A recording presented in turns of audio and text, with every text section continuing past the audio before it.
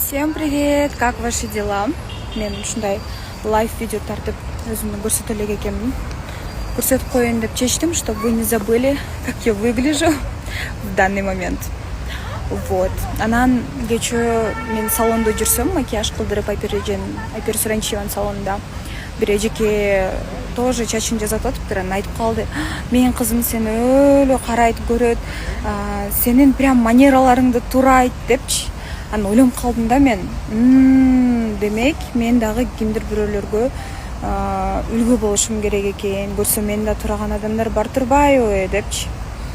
Ошо мен дагы да болсо жакшы кыз болоюн деп чечтим. Мени көрүп аткан кичинекей кыздар дагы, чтобы жакшы үлгү алып, жакшы кыз болуп чоңоюш үчүн. Анан тойго барсам дагы бир фанат эжекеме жолугуп калып, атайын видео тартканбыз. Азыр ошол видеону сиздер менен бөлүшкүм келип атат. Ушундай сонун эжекелерим бар деп. Да. Записка жокпу? Все, записка есть. Спасибо. Какие красивые. Господи. Там еще и записочка есть, если что. Бүгін Алматыға келіп, бірден залға баратырмын. Залды қатсам қалым. 2 күн ба тренировка пропуска жетіп алғам. Дубайда жүрген кезде қазір соның орнын жақсылап көп толтырамыз.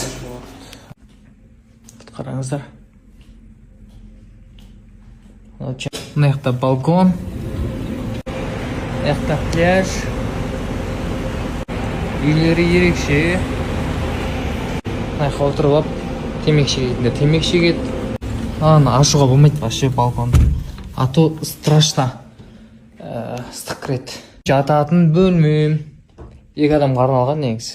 Мен жатып құртып қойдым кішкене. Жаңа локация көрінеді. Яқты жай намазбен Құран кітап тұр, қараңыздар. Номерларда осындай тұрады екен. Душевой, ванной, короче. Дәйбе қойшын қарсаңыз. Душтың ішінде жүгіресің ғой. Сұмдық. Солай. Яқта 2 адам арналған киім. Вот осындай. Бүгін міне залға сағынып кеп қалып, 2 тренер 2 жағынан отырып, арттан итеріп атыр осы. Түні дайындық болады. Круговой келе салып. Қылдап атсың, короче, көк түсін шығып атыр ғой. Вот это. Тренер болсын айтты.